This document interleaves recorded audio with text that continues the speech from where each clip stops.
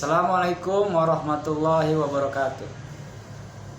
Alhamdulillahirabbil alamin wa bihi nasta'in wa ala umuri dunya waddin wassalatu wassalamu ala asrofil anbiya'i wal mursalin wa ala alihi wa sahbihi ajmain amma ba'du. Puji dan syukur marilah kita panjatkan ke hadirat Allah Subhanahu wa taala. Salawat serta salam semoga selalu tercurah kepada junjungan kita Nabi Muhammad sallallahu alaihi wasallam. Anak-anakku peserta didik baru MTS Al-Watoniyah 43 Jakarta tahun pelajaran 2020-2021, saya mengucapkan selamat datang dan selamat bergabung di MTS Al-Watoniyah 43 Jakarta. Pada kesempatan ini saya akan menyampaikan tentang sebuah materi yang akan disampaikan pada masa pengenalan siswa baru di MTS Al-Watoniyah 43 Jakarta.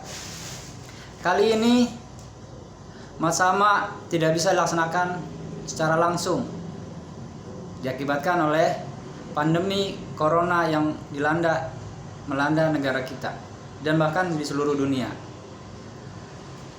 Materi yang akan saya sampaikan kali ini adalah tentang belajar yang efektif. Nah, anak-anakku sekalian, kalian sebagai pelajar tentulah setiap hari dari mulai TK, SD, MI sampai sekarang pasti mengalami yang namanya belajar. Kalian sudah paham kan apa artinya belajar? Ya. Oke. Setiap hari kita belajar, entah di rumah, di sekolah, di majelis taklim, di TPA, dimanapun. Bahkan ketika bermain pun kita belajar. Nah, yang akan Bapak bahas kali ini adalah belajar di sekolah atau belajar di luar sekolah dengan tujuan mendapatkan ilmu. Ada beberapa tipe atau teknik yang digunakan bagaimana cara belajar yang efektif. Tentulah setiap orang tidak mungkin sama, masing-masing orang berbeda.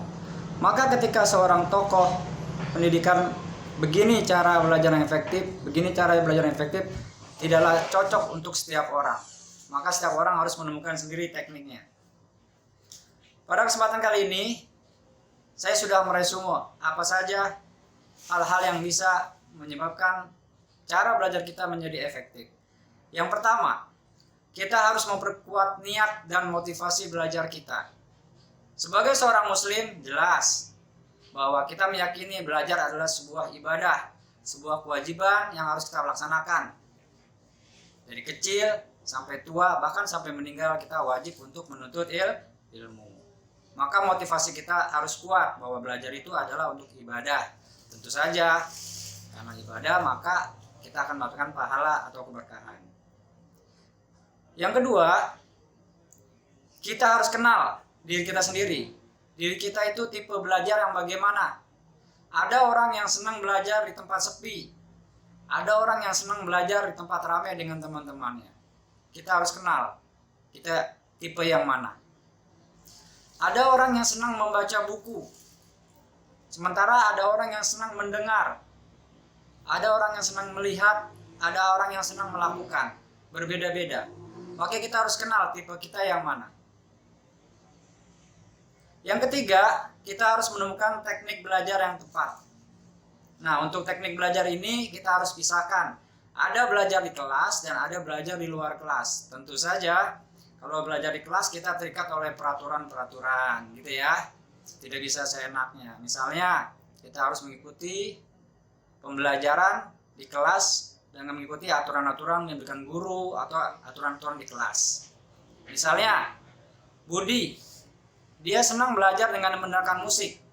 Tidak mungkin kan di kelas dia mendengarkan musik, sementara teman di sebelahnya Joko kalau belajar tidak suka dengar musik. Maka belajar di kelas itu terikat oleh peraturan, maka kita harus menyesuaikan diri. Ya. Nah, terkait dengan belajar di kelas yang efektif, diantaranya yang pertama kalian harus membangun komunikasi yang baik dengan guru. Jadikan guru sebagai sumber belajar, sebagai sumber informasi, sebagai teman. Jangan takut, jangan malu, jangan sungkan, dan jangan menjauh. Silakan tanya jika tidak tahu. Silakan bertanya jika kurang jelas. Jangan diam, pura-pura ngerti padahal nggak ngerti, gitu ya. Yang kedua, belajar di luar kelas, di rumah, di lapangan, atau di mana. Nah, ini lebih bebas, kalian bisa melakukan apa saja. Di tengah zaman modern ini, belajar di luar kelas menjadi sangat mudah, sangat mudah.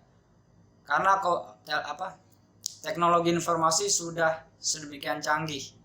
Apalagi kalian punya HP yang dilengkapi dengan fasilitas internet. Semua informasi bisa kalian dapat. Misalnya, kalian tidak paham apa saja sumber perekonomian negara Singapura. Kalian tinggal klik di Google, kalian cari, maka informasi dan segudang ilmu yang lain akan kalian dapatkan. Bisa juga dengan televisi, majalah, dan media massa yang lain. Jadikan teknologi informasi sebagai alat untuk meningkatkan kita maju dalam belajar. Jangan jadikan HP, komputer hanya untuk bermain, mubazir, untuk game, untuk apa, tetapi untuk belajar. Karena sejuta ilmu, sejuta informasi bisa dapatkan daripada alat ini. Kurang lebihnya itu saja masukan dari saya, karena memang tentang tipe belajar yang efektif ini kalian bisa cari sendiri nanti di internet, di buku-buku, di majalah. Intinya bahwa tidak ada satupun teknik belajar yang efektif yang cocok untuk seseorang. Artinya kamu harus menemukan sendiri bagaimana cara belajar yang efektif, karena setiap orang memiliki tipe belajar yang berbeda-beda, gitu ya. Oke, cukup sekian dari saya. Wassalamualaikum warahmatullahi wabarakatuh.